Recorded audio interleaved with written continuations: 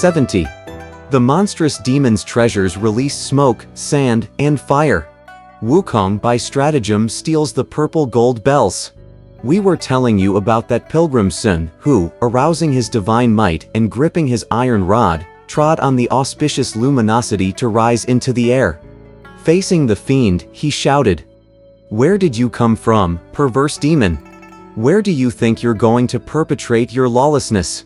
The fiendish creature replied in a loud voice, "I am none other than the vanguard, under the command of the great King Jupiter's rival, the master of the cave of mythic beast at Unicorn Mountain. By the order of the great king, I have come here to fetch 2 palace maidens for the service of Lady Goldensage. Who are you that you dare question me? I'm Sun Wukong, the great sage, equal to heaven," said Pilgrim. "I am passing through this kingdom because I am giving protection to the Tang monk from the land of the east, who is on his way to worship Buddha in the western heaven. When I learned how you bunch of perverse demons were making a mockery of the ruler here, I resolved to exercise my talents to heal the state and drive out the bogies. I was just wondering where to look for you when you arrived to give up your life." Though he heard these words, that fiend did not know any better than to pick up the lance to stab at Pilgrim. Pilgrim met him head-on with upraised iron rod, and a marvelous battle began in midair. The rod's a dragon hall's sea-ruling treasure. The lance is but iron refined by man. How could mortal arms compare with one divine? A tiny stroke of which would dispel your soul. The great sage is first a great monad god. The monster's only a demon accursed. How could a ghost approach a righteous man? One righteous might would smite all things perverse. That one uses wind and sprays dirt to scare the king. This one treads the fog and clouds to hide the sun and moon. They assume fighting postures to try to win. Which weakling would dare claim a hero's name? In the end, the great sage's the stronger man. Ping Pong cracks the rod, and the lance does snap. As his lance was broken in 2 by one blow of Pilgrim's iron rod, the terrified monster spirit changed the direction of his wind and fled for his life toward the west. Deciding not to give chase for the moment, Pilgrim dropped from the clouds and went up to the fiend's shelter. "Master," he cried, "please ask His Majesty to come out. The fiendish creature's gone." The Tang monk used his hands to support the king as both of them climbed out of the hole. The entire sky had cleared up and there was not the slightest appearance of a fiend anywhere. The king walked up to one of the banquet tables, picked up the wine pot himself, and filled a golden goblet to present to Pilgrim, saying, "Divine monk, just a little thanks." The pilgrim took the goblet in his hand, but before he could make his reply, an official rushed in from outside the court to say, "There's a fire at the west gate of the capital." On hearing this, Pilgrim flung the wine-filled goblet into the air. When it fell with a clang to the ground, the startled king bowed quickly and said, "Divine monk, please forgive me. Please forgive me. It was indeed our fault. Proper etiquette requires that you ascend the main hall to receive our thanks. It was because the wine was placed conveniently here that I presented it to you. You threw the cup away. Are you offended?" "No, no," replied Pilgrim, laughing. "You have got it all wrong." Just as they were speaking, another official came in to report. "What a marvelous rain! Just now a fire broke out at the west gate, but a great shower extinguished it. The streets are filled with water that smells like wine." "Your Majesty," said Pilgrim, still laughing, "when you saw me throwing away the cup, you thought I was offended. But actually, I was not. That fiend fled toward the west in defeat. Because I did not give chase, he started a fire. That goblet of wine was what I used to extinguish the fiendish fire and save the families located in the western part of the capital. That was all." More than ever filled with delight and respect, the king invited Tripitaka and his 3 disciples to return to the treasure hall, where he was ready to abdicate his throne and hand it over to the priests.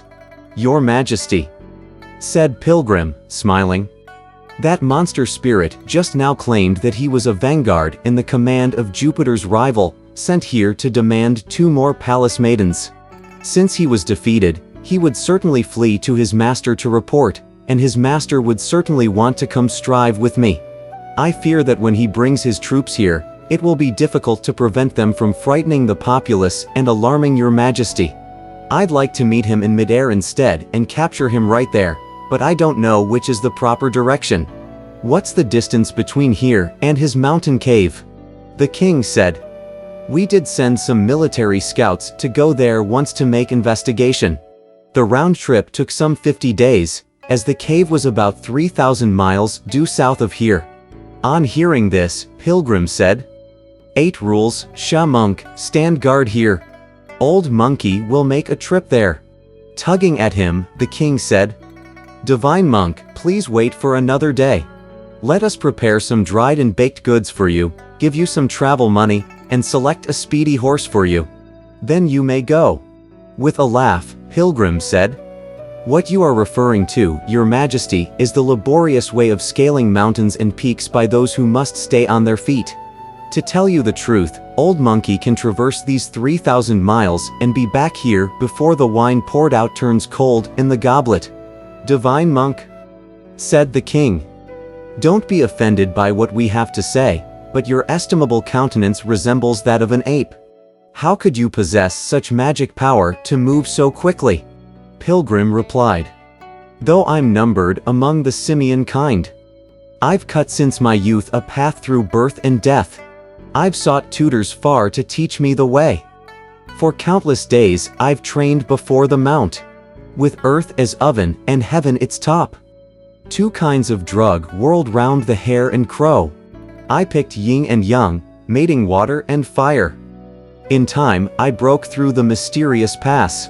I relied on the stars' transportive power, and on the dipper for moving my steps, most punctual to boost or reduce the fire.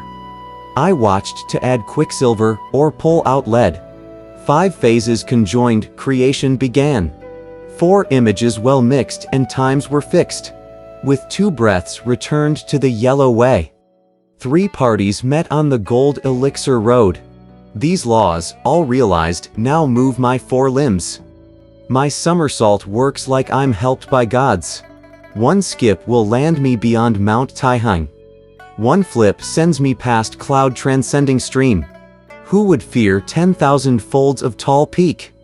Or long wide rivers by hundreds and scores? My transformation no hurdle can block. 1 leap, 108,000 miles.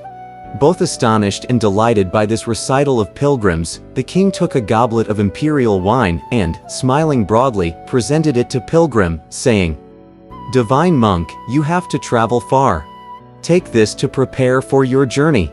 As our great sage was intent on leaving to subdue the fiend, how could he care about drinking wine anymore? All he could say was, Please put it down. Let me drink it after I return. Dear Pilgrim. He said he was leaving, and with a whistle, he vanished from sight. We shall leave those astonished ruler and subjects for the moment. We tell you now about our pilgrim, who leapt into the air and soon discovered a mountain rearing up at the edge of the fog. He lowered his cloud immediately and stood on the peak to survey the region. Marvelous mountain. It rushes the sky and overruns the earth. It blots out the sun and begets the clouds. Where it rushes the sky, pointed peaks rise erect. Where it overruns the earth, wide ranges spread unending. What blots out the sun? Are fresh thick pines of the summit. What begets the clouds? Are sharp, jagged rocks beneath the cliff. Fresh thick pines remain evergreen in all 4 seasons. Sharp jagged rocks stay unchanged in 10,000 years. You'll hear now and then apes wailing in the woods, and often monstrous serpents passing through the brook. Screeches of mountain fowl, grunts and growls of mountain beasts, mountain deer and antelope, dash about here and there in pairs and twos. Mountain crows and magpies, in flocks and tight formations soar and fly. the endless sight of mountain flowers and grass, the timely glow of mountain peaches and fruits. Though it's too treacherous a passageway, it's a bogus immortal's reclusive spot.